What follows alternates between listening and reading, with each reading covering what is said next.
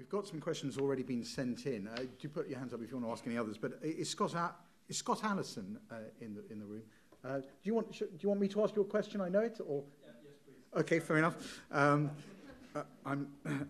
I do charge for this. So this is a question for Brent and Deborah. What's the best? This is the first demand for money, by the way. What's the best way to get your attention when looking for an angel investment, and what are your key criteria? Well, I did a crafty thing, which was I stopped doing angel investing and set up a venture fund because with some friends, because I was very lucky and got a lot of interesting deals, and I always wanted to look at them, and I didn't always have the time. So to make sure I hopefully don't miss too many, we've set up this thing where we have two guys who are properly employed, and they run it, Pro Founders Capital, and anyone can go on the website, and they will look at it, and if they don't, I'm sure it's easy to find me and to chase me and say you haven't had a good hearing. But that's the first filter we'll do, and then I'll get more involved a bit later on, not because I'm sort of trying to be aloof, it's just because otherwise the binary choices, otherwise I just wouldn't do it at all. It would drown out everything else. So this is a way of saying we're actually, and so the reason why we set up this venture fund is because the issue was I thought there must be lots of other entrepreneurs like me who want to help, want to do other stuff, stimulated by entrepreneurs and what they're doing, but don't always have the time to follow through, or some of those things might be a conflict or whatever. So we've got at least 10 other entrepreneurs. We only take money from entrepreneurs, so it's entrepreneurs investing in entrepreneurs. So we've got at least 10, including the founder of Bebo and all sorts of others. I get, certainly when we're transmitting Dragon's Den, I get around about 200 business plans a week sent through to me. So like you, I literally employ people to sit there and just filter those. But I think specifically, I was going to say specifically, if I was, and I won't just talk about my desk, what doesn't work, I'll tell you what doesn't work, and then I will hopefully go on to say how if you are looking to raise funds, things that might help. What doesn't work for me is very tricksy applications. And what I mean by tricksy are the whiz bang pow type, I'm looking for business propositions. I'm not, and sometimes people would think it's very clever to come in and slap you around the face, but actually I'm looking for a business proposition. And I want to know very, very quickly whether or not we're going to read the business plan, and I'm sure it's the same for you. There are 200 business plans. I'm not going to read them all. What I am going to do is what they are going to do is read the summary of that plan. So very quickly, very punctually, what's this business about? What's the opportunity? Why am I the right person to get there? What do I need my investment for? How much money do I need? So very, very punchy. If you're looking for angel investors, though, I think the thing that people don't do is look for the type of investor, because I at any one time will have a basket of investments that your investment might or might not fit. And sometimes I just say no because I'm not looking for that style of investment. I'm too heavily invested in that area, or I've got no relevant experience. So I think what people don't do is they don't look for the right investor first. So find out somebody who has actually either got experience in that field, could add value, not just add cash, add value, whether or not they are. Then you've heard them publicly say, "I'm looking for." And also talk to people. Do you know anybody who is? Because often there's a mismatch between people who are trying to invest and people who want investments. They just can't find each other. So just talking to people, saying, do you know anybody who? It's just slog, isn't it? It's just slog. It's just do your work, do your homework, and approach the right people succinctly. But you're right, actually it's interesting, to Deborah's point, it's actually much harder in this country to find those lists of people who are interested in your type of deal, and whereas in the States there's all sorts of websites that do that, and somebody should do it properly here. I've often thought about it, but so that's one thing. And I think for me it's just stuff I understand is the first thing. A business that I can understand myself or lots of friends being the customer is the second thing. It's so often it gets way to the 10th page so you understand what that is. And then signals of credibility. Send out signals in that first 2 paragraphs that there's something credible that's going to make this team break through.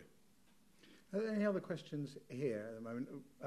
The lady in the second back row there, just keep your hand up if you don't mind, madam, and we'll just get a microphone to you. Thank you. Hi, good evening. My name's Natasha Faith. I am CEO of La Diosa Jewellery. I have a question for the entire panel, if that's all right. As you all know, it has been mentioned, it is Global Enterprise Week, and we're living in a time of austerity. I feel like youth enterprise has been something which is more heavily focused this Global Enterprise Week. And as a young entrepreneur myself, running a, say, relatively successful business, I've been honoured enough to talk at quite a few events this week and speak to some fantastic, inspiring young people. I wanted to know what you were all doing, maybe individually, about youth enterprise and what your thoughts were about getting more young people involved in enterprise, because I personally believe there's a big difference between being enterprising and being an entrepreneur, and that's something I've been trying to get across this week as well. On your point, in fact, we've had a tweet saying developing kids' emotional intelligence is crucial to bringing Britain's to bridging Britain's entrepreneurship gap, and that person asked for our views. So start with you, Tom. This is very much your sort of area. You're very keen on this sort of thing, aren't you? Yeah, absolutely. I mean, the whole organisation really wants to see far better enterprise education, and that's not falling into the trap of saying that entrepreneurship can absolutely be taught, and we can have a whole kind of industry around qualifications. But to be a bit controversial for a moment, and I was reminded of seeing those students rioting on the streets last week around the tuition fees. I think we are at a moment historically where, for 15, 20 years, our young people, including me, because I eventually did go on myself to university, have been sort of sold a version of the British dream, which is about, stay on in school, get your A-levels, go to university, and the jobs will be there at the end of the line. And it's obvious that that's no longer the case, and we don't quite know when that will be the case again, if indeed it ever will be, and I don't think it will.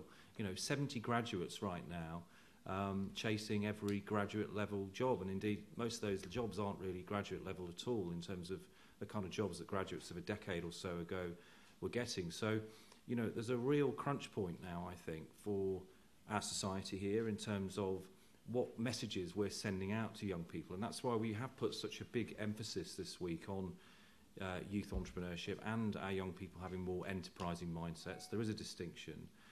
Because when you look at business owners in our economy, actually only 10% of business owners and entrepreneurs are under the age of 40. So, we haven't got that many young people taking the leap, and I think that's got something to do with this. As I say, the British dream for the last 20 years under both governments really has been, look, just get off to university. Parents, of course, have encouraged them to do that. It's not just about the students. And, it's why we've said, the title of our report this week is about, we need a culture where more people think about making a job rather than taking a job. Okay. Cath? Sorry. The fastest growing area and group in my company is our HR department. And I feel really passionately about this, about taking young people on. And we're just at the stage where we hope that we'll be able to develop things like proper graduate schemes and all the rest of it. And I think the biggest frustration I have faced with my business is trying to work out some sort of structure to take on apprentices, in the sense of actually bringing people into all different parts of the business and training them up. And there are very few, we're offered very few benefits for doing that as a business. And I'd really like to see some breaks on things like NI, if you're taking a school leaver and training them up. And what I've seen come through, and I'm horrified by, is the amount of people who are offering themselves up for free intern work at the moment. Anything to get work experience. And I think it's appalling because there's a lot of kids who are going into companies and working for, say, a year on an intern thing, being really not paid and not offered a job at the end of it. And it's fine, it's good to have interns in the right healthy way if it's structured. But actually a lot of it's about kids being used for very, just used, cheap basically.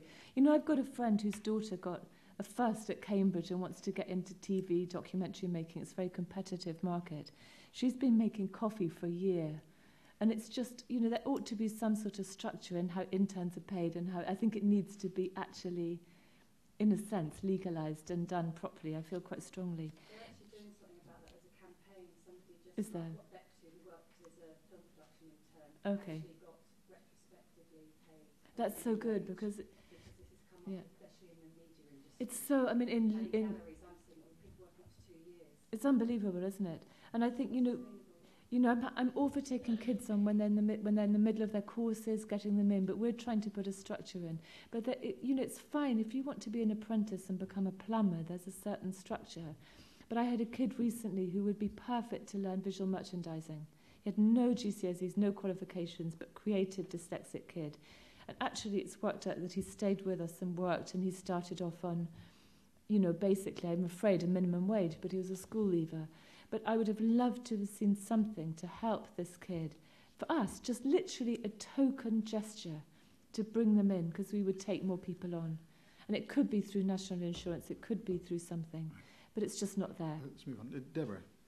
I think, for me, there's a distinction between, and we run apprenticeship scheme. I bought a historic textile mill, and it's been wonderful because we've been able to bring local kids in with the community. I do have a bit of an issue with paying apprentices minimum wage, because you try to tell them that their jobs are important and then you try to get away with paying them as little as possible. I don't think one goes with the other, so we run a top-up.